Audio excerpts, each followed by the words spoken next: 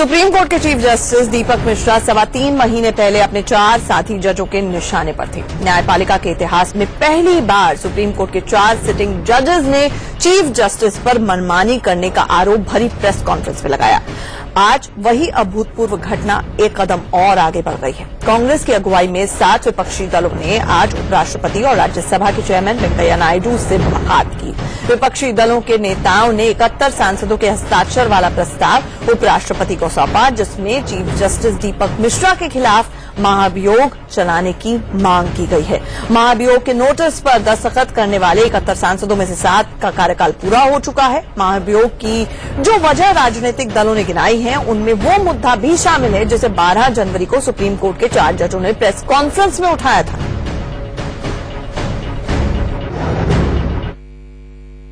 Supreme Court is not in order. There are many things which are less than desirable which have happened in the last few months. We thought we owed a responsibility to the institution, to the nation. We tried to collectively persuade the Chief Justice that certain things are not in order, therefore we should take remedial measures. Unfortunately, our efforts failed. And my dear friends, we are all 4 of us are convinced that unless this institution is preserved and it maintains its equanimity, the democracy will not survive in this country or any country. Chief justice Deepak Mishra के खिलाफ महाभियोग की चर्चा पहले से ही हो रही थी। इस मामले में मीडिया कवरेज पर पाबंदी लगाने के लिए एक एनजीओ ने आज सुप्रीम कोर्ट में याचिका दाखिल की। सुप्रीम कोर्ट ने इस संवेदनशील मामला तो माना इसे, लेकिन मीडिया कवरेज पर फिलहाल कोई पाबंदी लगाने से इनकार कर दिया। सुप्रीम कोर्ट के 4 जजों के खुले विरोध के बाद से ही विपक्षी दलों ने चीफ जस्टिस दीपक मिश्रा के खिलाफ लामबंदी शुरू कर दी थी। अब महाभियोग का नोटिस मंजूर होता है या नहीं, महाभियोग पारित होगा या नहीं, ये तय नहीं है, लेकिन इतना तो तय है कि अब सुप्रीम कोर्ट और चीफ जस्टिस के नाम पर खुली राजनीति शुरू हो चुकी है। We met Honorable Chairman. We have submitted a motion signed by 71 members of the Parliament. We have moved a motion for impeachment for the removal of Chief Justice of India under 5 listed grounds of misbehavior. संविधान के अंतर्गत अगर कोई भी supreme court जज संविधान के अंतर्गत मिसबिहेव करता है, फॉर प्रूव्ड मिसबिहेवियर, उसको पार्लियामेंट की अनुमति से इंक्वायरी होने के बाद उसको रिमूव कर सकते हैं। तो ये मोशन हमने राष्ट्रपति जी को दिया। जो ये इम्पीचमेंट प्रोसीडिंग्स की बात की जा रही है, वो भी कहीं ना कहीं इन सब मामलों से सीधे तौर पर जुड़ी हुई है कि या तो आप हमारे कहे अनुसार ऑर्डर पास करें, जजमेंट पास करें, नहीं तो हम आपके खिलाफ इम्पीचमेंट लाएंगे। कांग्रेस पार्टी का जो शीर्ष नेतृत्व है और कुछ दल जो कि भारतीय जनता पार्टी के विपक्ष में खड़े हैं, उन लोगों के पास जब राजनीतिक जमीन उनके पांव के तले से खिसक रही है और इस देश के लोगों का उनको सम्मान प्राप्त नहीं हो रहा, तो वो इस तरीके की हरकतों में उलझे हुए हैं। तो लोकतंत्र को बचाया जा रहा है या फिर खुल्लम खुल्ला अब राजनीति हो रही है, इसी पर होगी आज महाबहस। हमारे साथ एक बड़ा पैनल जुड़ रहा है। हमारे साथ सैयद जफर इस्लाम, प्रवक्ता बीजेपी के जुड़ रहे हैं। हमारे साथ चरण सिंह सापरा, प्रवक्ता कांग्रेस के जुड़ रहे हैं। अमीक जमाई, लीडर सीपीआई जुड़ रहे हैं। साथ ही साथ जस्टिस एसएन डींगरा, जो कि फॉर्मर जस्टिस हैं दिल्ली हाईकोर्ट के, वो हमारे साथ जुड़ रहे हैं। चर्चा के दौरान हम जस्टिस बीए खान को भी अपने साथ जोड़ने की कोशिश करेंगे। सबसे पहले सपरा साहब, आप, सीजेआई तो बहाना है, मोदी सरकार और अमित शाह निशाना है। अरुण जेटली ने तो ये तक कह दिया कि ये रिवेंज पिटिशन है क्योंकि लोया फैसला आप पचा नहीं पाए हैं। जवाब।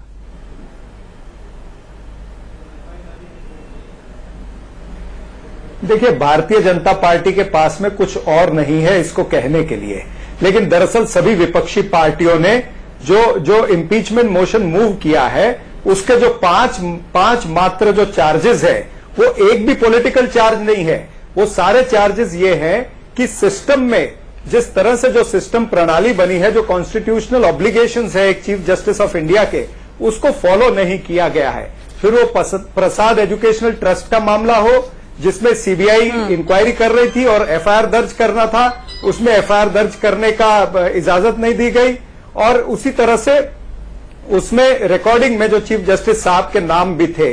फिर उनका एक जमीन का मामला है, जो जमीन उन्होंने एडवोकेट होते हुए ली थी, छुपा करके ली थी, और उसका भी क्लैरिफिकेशन नहीं था। आखिर में उन्होंने वो हैंडओवर की 2012 में आपकी सरकार थी, आपको ये जानकारी नहीं थी कि जमीन विवाद है, नहीं किया गया। और फिर आपको ये भी पता नहीं, तो वही तो बोल रहा हूं ना कि सब चीज पता था, ये छुपा रहे थे, इसीलिए तो इनके ऊपर में उस समय भी उस तरह से इनको प्रमोट नहीं किया गया। लेकिन आदरणीय मोदी जी की सरकार आने के बाद में जिस तरह से एलिवेट हुए वो सुप्रीम कोर्ट तक, बहरहाल जिस तरह से ये सारे आरोप प्रत्यारोप है। एक जुडिशियल करना चाहेंगे अपने दर्शकों को भी कि ये लाइव प्रोग्राम है, लिहाजा सारे लोग अपने ओपिनियन सिस्टम को किस तरह से तोड़ा मरोड़ा गया है, उसको लेकर के ये इम्पीचमेंट मोशन आया है। इसका कोई पॉलिटिकल या राजनीतिकरण नहीं हो रहा है, ये विपक्ष कोई राजनीतिकरण नहीं कर रहा, ये सत्ताधारी पार्टी इसका राजनीतिक फायदा उठाना चाहती है। ठीक है, जफर इस्लाम साहब, आपके खिलाफ विपक्ष की 7 पार्टियां नहीं खड़ी हैं, सुप्रीम कोर्ट के 4 जज के एलिगेशंस खड़े हैं। अरुण जेटली ने अपनी पोस्ट में लिखा है कि ये जो आरोप लगाए गए हैं वो स्टेल हैं, ट्रिवियल हैं और इनका जुडिशियल फंक्शन से लेना देना नहीं है। क्या ये कहने भर से हो जाएगा? क्योंकि 5 जो आरोप लगाए गए हैं उस पर तो एक भी प्रतिक्रिया बीजेपी की नहीं आई है। आप तो कांग्रेस पर ही निशाना साधने में लगे हुए हैं। नहीं, आज हालात ऐसे हैं कि कांग्रेस देखिए प्रिंसिपल अपोजिशन पार्टी है। ये सारी बातें जब है, जो भी हो रही है वो कांग्रेस के की वजह से हो रही है, कांग्रेस के डायरेक्शन पे हो रही है, कांग्रेस की वजह से हो रही है। इसलिए कि कांग्रेस आज एक ऐसी पार्टी है जो कभी हिंदुस्तान में रूल करती थी, लेकिन आज एकदम कारण हर रोज हर चर्चा में आप बोलते हैं जफर इस्लाम साहब, प्लीज कम टू द कारण ये है, नहीं सुन लीजिए, नहीं कारण ये है कि देखिए जैसे जैसे इन लोगों ने मनगढ़ंत केसेस डाले थे बहुत सारे लोगों पे, जो बेगुनाह लोगों पे, आज उनको बरी कर रही है, आज उनको न्याय मिल रहा है कोर्ट से, तो इनको तकलीफ हो रही है, इसलिए कि सारे ये मनगढ़ंत थी, विंडिक्टिव थी और पॉलिटिकल टूल की तरह इस्तेमाल किया था, और आज जब लोग वो छूट रहे हैं, नहीं आज वो लोग, अरे चुप रहिए, बोलने दीजिए, मैंने आपकी पूरी बात सुनी है। आज मैं इतना सिर्फ कह रहा हूँ, आप इतना कह रहा हूँ कि जब इनको ऐसा लग रहा है कि जितने लोगों को इन्होंने फंसाया था, जितने लोगों को इन्होंने कहीं न कहीं किसी न किसी गलत केस में अटका के रखा था, आज वो उनको न्याय मिल रहा है, लोगों को न्याय मिल रहा है, न्यायपालिका इंडिपेंडेंट होकर काम कर रही है, किसी जवाब नहीं है, भारतीय जनता पार्टी के पास जवाब नहीं है। अरे भाई मैं तो जवाब दे रहा हूँ, आपको सुनने की क्षमता है क्या आपने? ये इम्पीचमेंट मोशन आप दोनों इकट्ठे बोलेंगे, किसी को कुछ समझ नहीं आएगा। सबरा साहब जस्ट अ मिनट, इस्लाम साहब एक बार फिर से मैं आपसे पूछना चाहूंगी, ये जो 5 पॉइंट चार्जशीट के हैं, मुझे लगता है कि आपने, अगर आपके पास अभी तक कॉपी नहीं पहुंची है, कम से कम आपने मीडिया रिपोर्ट्स देख ली होंगी। इन 5 पॉइंट्स पे आपने अभी तक ऑफिशियली कुछ भी नहीं कहा है। अरुण जेटली की पोस्ट में भी ये कहा गया कि ये पुराने और ट्रिवियल छोटे मोटे मामले हैं, इसके अलावा कोई दलील नहीं दी गई है, क्योंकि ये सारे जो पॉइंट्स गिनाए गए हैं वो फैक्ट्स ऑन रिकॉर्ड हैं। कोई जवाब है आपके पास?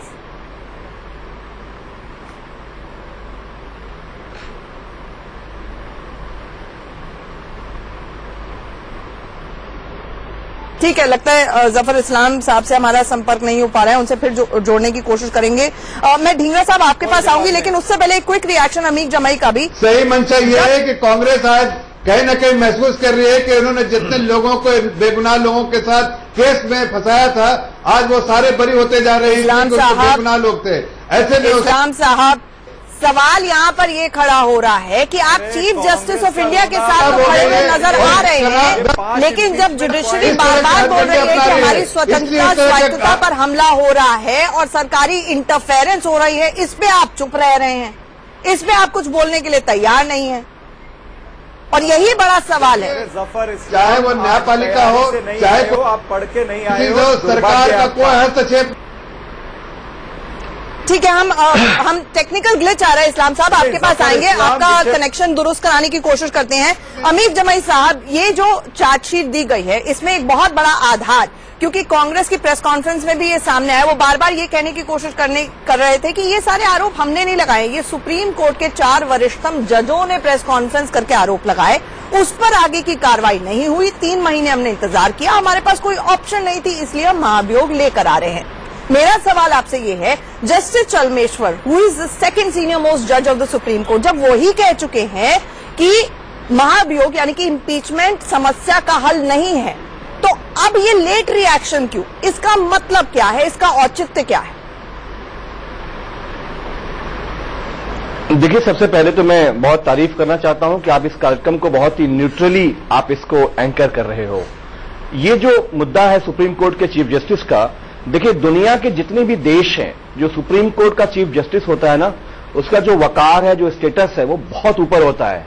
लोग ये आंख बंद करके मानते हैं कि चीफ जस्टिस, जब सारी व्यवस्थाएं हमारी गिर जाएंगी तो सुप्रीम कोर्ट होगी, जहां से एक आदमी बैठा है जो बहुत ही निष्पक्ष है और वो संविधान के अंतर्गत काम कर रहा है, इसलिए वो कुछ सही कर रहा होगा।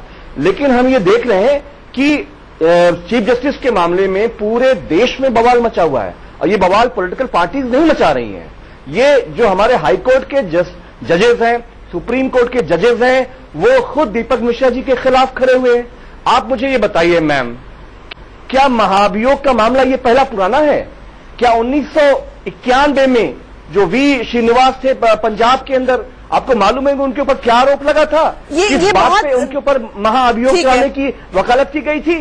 ठीक है, तो अमीर जमाई साहब, आपने वो केस बताया जो सीधे सीधे करप्शन से जुड़ा हुआ है, लेकिन यहाँ पर ढींगरा साहब, और अभी पर्सपेक्टिव की जरूरत है कि जब भी इम्पीचमेंट की कार्रवाई अगर मानी जाए संविधान के तहत, तो प्रूवन मिसबिहेवियर की बात कही गई है, करप्शन एज सच। एक तो मिसबिहेवियर को डिफाइन नहीं किया गया है, परिभाषित नहीं किया गया है, और साथ ही साथ करप्शन की बात इसमें नहीं है। जो मुख्य तौर पर बात और एलिगेशन है वो इस बात की है कि एडमिनिस्ट्रेटिव डिस्क्रिशन का चीफ जस्टिस ने दुरुपयोग किया। ऐसे में क्या कानून की दृष्टि से आपको लगता भी है, नंबर गेम छोड़ दीजिए, नंबर गेम में तो हो सकता है ये सक्सीड भी ना हो इम्पीचमेंट मोशन की जो शुरुआत की गई है, लेकिन कानून की दृष्टि से भी आपको लगता है कि यह मामला आगे बढ़ेगा, या इसको सिर्फ एक पॉलिटिकल टूल की तरह इस वक्त जानबूझकर इस्तेमाल किया जा रहा है? देखिए, मैं जहां तक इसमें समझ पा रहा हूं, अगर आप जमाई साहब प्लीज, ये जस्टिस ढींगरा के लिए सवाल था, please if you could hold your thought, justice Dhingra please.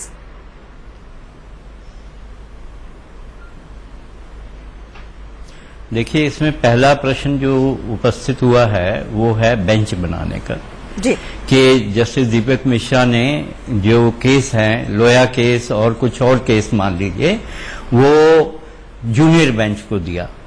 पहला ये अपने आप में एक गलत और मैं कहूंगा कि हीन भावना से प्रेरित आरोप है, क्योंकि एक तरफ तो आप ये कह रहे हो कि सभी सुप्रीम कोर्ट के जज बराबर होते हैं, बिल्कुल, फिर दूसरी तरफ यह कह रहे हो कि ये जूनियर जजेस को दिया। जूनियर सीनियर सुप्रीम कोर्ट में कोई नहीं होता, सिवाय इसके कि चीफ जस्टिस जो डेट ऑफ अपॉइंटमेंट होती है उसके हिसाब से उनकी सीनियरिटी उसके लिए होती है, आगे ऊपर चीफ जस्टिस बनने के लिए। वैसे सभी जज इतने लंबे अनुभव के बाद आते हैं कि आप उनमें जूनियर सीनियर का यार तमगा नहीं लगा सकते। इसलिए ये तमगा लगाना और एक तरफ ये कहना कि वी आर ऑल इक्वल, हम सब बराबर हैं, तुम बराबर में एक नंबर पर हो, ये कहकर के और फिर ये कहना कि ये केस आपने जूनियर बेंच को क्यों दिया, तो अपने आप में एक मजाक है। दूसरी चीज, बेंच का तय करना चीफ जस्टिस के अधिकार में है, वो कोई बेंच किस दृष्टिकोण से बनाता है ये मिसकंडक्ट नहीं होता। उसको लगता है कि इस केस के लिए ये बेंच उचित है तो वो बना सकता है। मान लीजिए कोई इंपॉर्टेंट क्रिमिनल केस है, लेकिन साहब जो 4 जजों की प्रेस कॉन्फ्रेंस हुई थी, मैंने ही जस्टिस गोगोई से सवाल पूछा था उस प्रेस कॉन्फ्रेंस में कि क्या ये जज लोया के मामले से जुड़ा हुआ, क्योंकि केस दूसरी बेंच को भेजा गया, क्या एक बड़ा कारण है? तो उन्होंने बोला था हाँ, ऐसे में सवाल यही तो आता है कि अगर chief justice is first amongst the equal, master of the roster हैं और उनकी एडमिनिस्ट्रेटिव पावर ही डिस्क्रिशनरी है, तो उसी का उपयोग या दुरुपयोग होगा, और यहां पर दुरुपयोग का सवाल है, तो उनका कहना है कि ये मिसबिहेवियर है। तो ये कैसे डिफाइन होगा?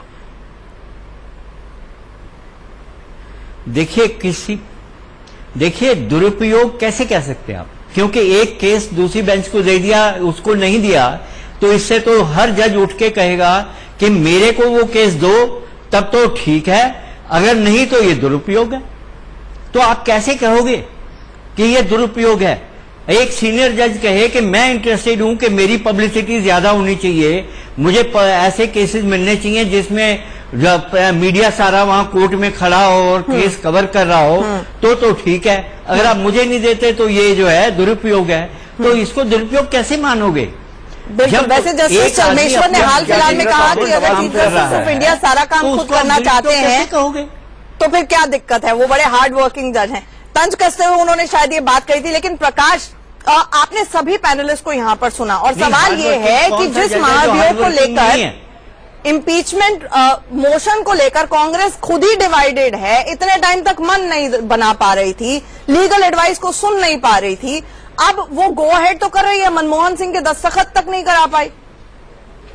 बिल्कुल आंचल, आप सही कह रहे हैं कि जिस तरह से कांग्रेस जो है लगातार बजट सत्र के दौरान ही ये मुद्दा उठ रहा था कि वो महाभियोग लाने की या चीफ जस्टिस को हटाने का प्रस्ताव लेकर आएगी, लेकिन दो प्रमुख पॉलिटिकल मुद्दे हैं। एक तो पार्टी में ही इस बात को लेकर सहमति नहीं बन पा रही थी लंबे अरसे से, और आज जब ये सब कुछ हुआ तो जो मेरे सूत्र हैं वो साफ तौर पे बताते हैं कि पार्टी के लगभग 6 से 7 बड़े नेताओं ने इसका विरोध किया, ये कहकर कि ये उचित समय नहीं है। इसमें मैं उन नेताओं के नाम भी बता सकता हूं, अहमद पटेल से लेकर अभिषेक मनु सिंघवी, मनीष तिवारी हुए और सलमान खुर्शीद साहब से लेके कई लोगों ने कहा, यहां तक कि ज्योतिरादित्य सिंधिया ने भी ये बात कही कि इसको अभी लाने का कोई समय नहीं रहा, हमें नहीं करना चाहिए। इसके पीछे 2 प्रमुख कारण थे पार्टी के नेताओं का। उनका ये कहना था कि राम मंदिर के मुद्दे पर सुनवाई हो रही है, हो सकता है बीजेपी आने वाले चुनाव में और 2019 में पूरे तौर पर इसका फायदा उठाएगी राजनीतिक तौर पर, कि इन लोगों ने ऐसे जज के खिलाफ हटाने का प्रस्ताव रखा जो राम मंदिर के मामले की सुनवाई कर रहा था। और दूसरा मुद्दा ये था कि इस चीज को जो है कहीं भुनाने की कोशिश अगर हम ज्यादा करेंगे तो उल्टा जो है हमारे लिए जो है कोई ऐसा पेश ना पड़ जाए, क्योंकि पूरा विपक्ष लामबंद नहीं हो पाया। कांग्रेस ने पूरी कोशिश की तो मात्र उसके साथ 2 या 3 पार्टियां आई, तो ऐसे में जो है कांग्रेस के इन नेताओं को लगने लगा था कि हम गलत कर रहे हैं। यही वजह है कि पार्टी के कई नेता बड़े मुखर होकर उन लोगों ने कहा कि ये सही नहीं है। इसमें जो है आप देख सकते हैं सलमान खुर्शीद साहब ने तो कुल मिलाकर कांग्रेस में ही 2 धड़े हैं, 2 फाड़ हैं, जहां मन नहीं बना पा रही थी कि महाभियोग लाया जाए या ना लाया जाए। और यहीं से आगे का सवाल ब्रेक के उस पार आपसे पूछूंगी कि आखिरकार राम मंदिर तो नहीं, लोया तो मामला आपके खिलाफ आया, आप जो एलिगेशंस लगा रहे थे, क्या राम मंदिर का मुद्दा भी एक बड़ा मुद्दा है? आप नहीं चाहते इस मामले में सुनवाई हो? कपिल सिब्बल तो खुद कह चुके हैं कि 2019 के बाद इस मामले की सुनवाई होनी चाहिए। क्या ये कांग्रेस का नी जर्क रिएक्शन है? जवाब दीजिएगा सपना साहब एक छोटे से ब्रेक के बाद। जल्द लौट रहे हैं।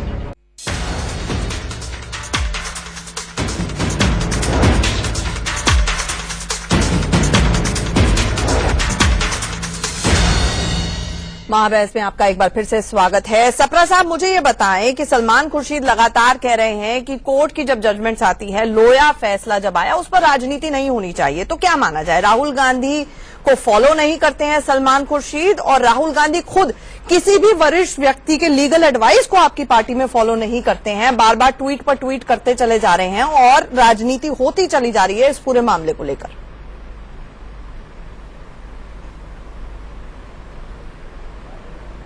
देखिए, जज लोया केस के अंदर जो न्याय प्रणाली है यानी जो कोर्ट है उसके ऊपर प्रश्न चिन्ह नहीं उठाया है।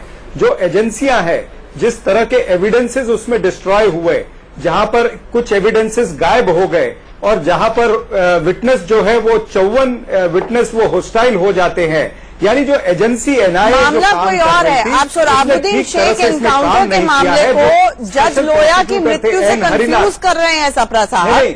यही समस्या है, प्रूफ कोई होता नहीं है।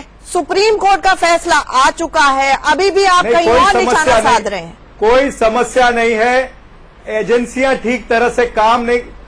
नहीं, एजेंसियां ठीक तरह से काम नहीं कर रही हैं, एविडेंस डैमेज हो रहे हैं, एक सवाल ये पूछता तमाम सफा सारी जी चीजें से। हैं, इस पर प्रश्न चिन्ह उठाया। अब जब एविडेंसेस ही नहीं पहुंचाए जाएंगे तो बेचारे देश की सबसे बड़ी अदालत का फैसला आ गया सप्रा साहब। के हिसाब से आप जज भी होना चाहते हैं, आप इन्वेस्टिगेटिव एजेंसी भी होना चाहते हैं, आप डॉक्टर भी होना चाहते हैं, जहां पर कोर्ट ने तमाम ईसीजी रिपोर्ट्स तक मेडिकल एविडेंस दी गई और ये फैसला सुनाया कि अननेचुरल डेथ नहीं थी। आप मेरी बात 30 सेकंड के लिए शांति से सुनेंगे? ठीक है सप्रा साहब को 30 सेकंड के लिए सुनेंगे? ठीक है, जितना लंबा प्रश्न पूछा उससे आधा जवाब दे दूं? बिल्कुल। हाँ, देखिए ऐसा है, मैं एक केस की बात नहीं कर रहा हूं। मालेगांव ब्लास्ट केस में क्या हुआ, रोहिणी सेलियन ने प्रश्न चिन्ह उठाया, एफिडेविट उन्होंने सुप्रीम कोर्ट में दिया कि मेरे ऊपर प्रेशर है। अजमेर ब्लास्ट केस में जो प्रोसिक्यूटर थे अविनाश वर्मा, उन्होंने प्रश्न चिन्ह उठाया कि एनआईए ठीक तरीके से काम नहीं कर रही है। यहां भी वही हुआ। तो ये बार बार, चाहे वो समझौता ब्लास्ट है, चाहे वो अजमेर ब्लास्ट है, चाहे वो मालेगांव ब्लास्ट है, चाहे वो मक्का मस्जिद ब्लास्ट है, हर एक में ये देखा जा रहा है कि एनआईए कहीं ना कहीं। ठीक है, आप जफर इस्लाम को काउंटर करने दीजिए। जफर इस्लाम साहब, ये सवाल सिर्फ एक केस का नहीं है, जुडिशियल साइड का नहीं है। आपकी सरकार पर आरोप लग रहा है कि जजों की नियुक्ति से लेकर मामलों की सुनवाई तक आप हस्तक्षेप कर रहे हैं, और ये आरोप सिर्फ कांग्रेस और विपक्ष नहीं लगा रहा है, ये आरोप एक बार फिर से पत्रों के दौरान भी 2 सुप्रीम कोर्ट के सीनियर जजों ने लगाया है। उन्होंने कहा है कि लोकतंत्र को खतरा है, एग्जीक्यूटिव कंट्रोल बढ़ रहा है। इस पर आप जवाब दे पाएंगे इस्लाम साहब? देखिए, पहले तो मैं रिक्वेस्ट करूंगा कि सप्रा जी बीच में इंटरप्ट नहीं करें। मैंने उनकी शांति से बात सुनी, वो भी शांति से, उनकी आदत खराब है, बीच में इंटरप्ट करते हैं। मैं तो सिर्फ इतना कहना चाहता हूं कि देखिए, ऑपोजिशन पार्टी, अब उनमें देख लीजिए, नहीं करूंगा, अरे सुन लीजिए, अब चुप रहिए। नहीं, मैं कह रहा हूं कि ऑपोजिशन पार्टीज आज सबसे पहले ये डिफाइन करें बोलिए, कि क्या इम्पीचमेंट के लिए ये कारण है।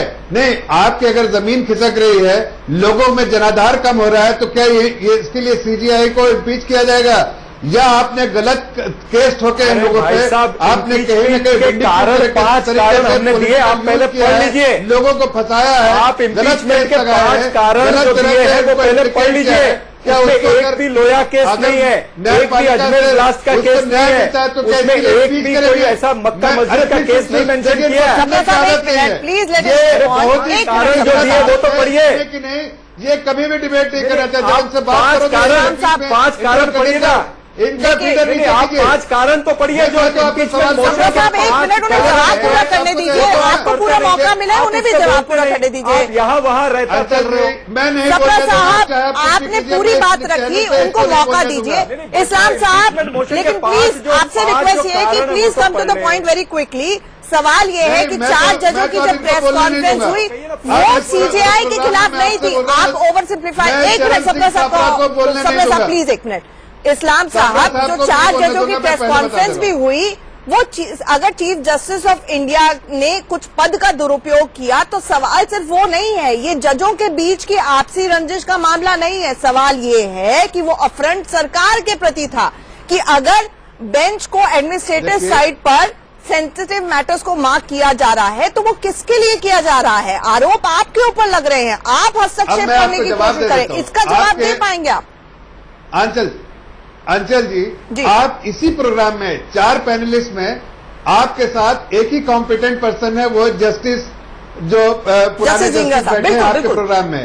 आपको उन्होंने क्लैरिटी दी, कि जजेस जो है सीनियरिटी और जूनियरिटी नहीं होता है, जो जजेस किसी को भी एलोकेट किया जा सकता है काम, ये सीजीआई का डिस्क्रेशन है। फिर इस तरह की बात।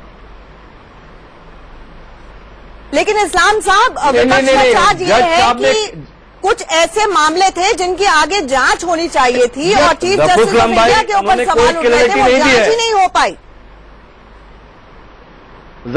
जफर भाई, वो उन्होंने कोई क्लैरिटी नहीं दी है।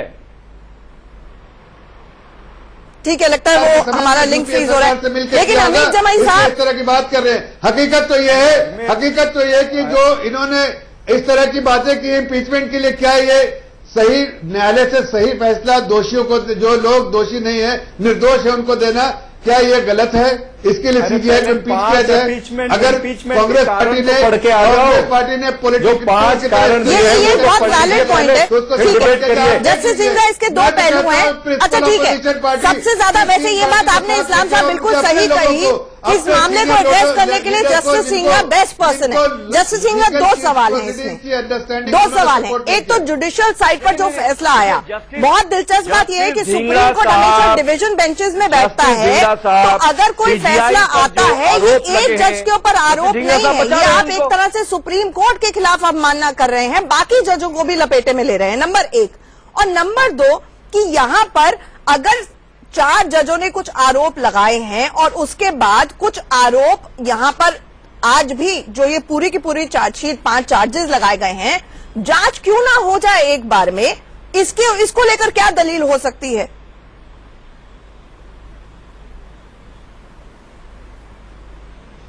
मैडम, इसका कोई अंत है? Is there any end? क्योंकि आप आरोप लगा करके हर केस में जांच करवाइए तो जुडिशरी का वो तो खत्म हो गया ना। देखिए, मैं आपको बताऊं, बेंच बनाने का जो वो राइट है वो चीफ जस्टिस का होता है, और कई कंसिडरेशन से चीफ जस्टिस बनाते हैं बेंच, उनकी पॉलिटिकल कंसिडरेशंस भी हो सकती हैं। हो एसडीएम जबलपुर का मामला आपको याद हो, अगर इमरजेंसी के दौरान फंडामेंटल राइट सिटीजन के जब ले लिए गए थे तो ये चैलेंज हुआ था, और ये बड़ा फेमस केस है। बिल्कुल, चुप रहो। ये बहुत नोन केस है। उस समय चीफ जस्टिस ने 5 जजेस की बेंच बनाई थी, और वो 5 जजेस चुने थे जिन्हें किसी न किसी दिन चीफ जस्टिस बनना था, क्योंकि डेट ऑफ रिटायरमेंट से आपको पता चल जाता है कि चीफ जस्टिस कौन बनेगा कौन नहीं बनेगा। उन्होंने ठीक वो 5 जजेस चुने जिन्हें कभी न कभी चीफ जस्टिस बनना था, और उससे थोड़े दिन पहले सरकार ने 5 सुप्रीम कोर्ट के 4 जजेस को सुपरसीड करके मिस्टर रे को चीफ जस्टिस बनाया था। तो ये इंस्टांस उनके सामने था 5 जजों के, और उन्होंने जो फैसला दिया एसडीएम जबलपुर, वो गवर्नमेंट के फेवर में दिया, और उसके बाद वो फैसला पलट भी दिया गया। तो ये जो बेंच बनाना है, ये चीफ जस्टिस का प्रेरोगेटिव है। लेकिन आपने अभी अजीजा साहब ये बात कही कि इसके पीछे भी पॉलिटिकल कंसिडरेशंस हो सकते हैं। मिल जाएंगे, लेकिन इसके लिए इम्पीचमेंट ढींगरा साहब हो सकते हैं। मैं ये नहीं कहता नहीं होते, हाँ होते हैं जी। तो यहाँ पर ये सवाल होगा ना कि अगर आप किसी केस के अंदर क्यों नहीं हो सकते, आप who judge the judges then? Dhingra साहब, फिर सवाल होगा who judge the judges then? आपके पास एक नैरो एरिया डिस्क्रिप्शन का है, आप उसका दुरुपयोग कर लीजिए।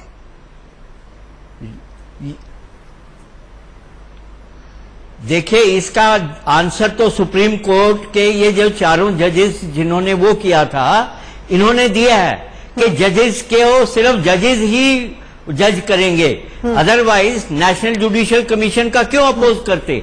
वो कहते हैं नहीं, हम ही सुप्रीम है, हम ही करेंगे जो करेंगे, हम ही फैसला करेंगे कौन जज बनने लायक है, कौन जज बनने लायक नहीं है, कौन हमारे अंदर ना तो एग्जीक्यूटिव इंटरफियर करेगी ना करेगी। ठीक है। तो ये जो है आज क्यों मेरे को समझ नहीं आ रहा कि इसको रेज करने का, जब वो ये कहते हैं कि नहीं एग्जीक्यूटिव का कोई मीनिंग नहीं है, हम ही फैसला करेंगे, तो आप उससे आने ये सेल्फ रेगुलेटरी मैकेनिज्म कहीं ना कहीं फेल हो रहा है कि सुप्रीम कोर्ट के 4 जजों को बाकायदा मंच पर आकर पब्लिक डोमेन में आकर प्रेस कॉन्फ्रेंस करनी पड़ी। अमित जमाई, एक क्विक रिएक्शन।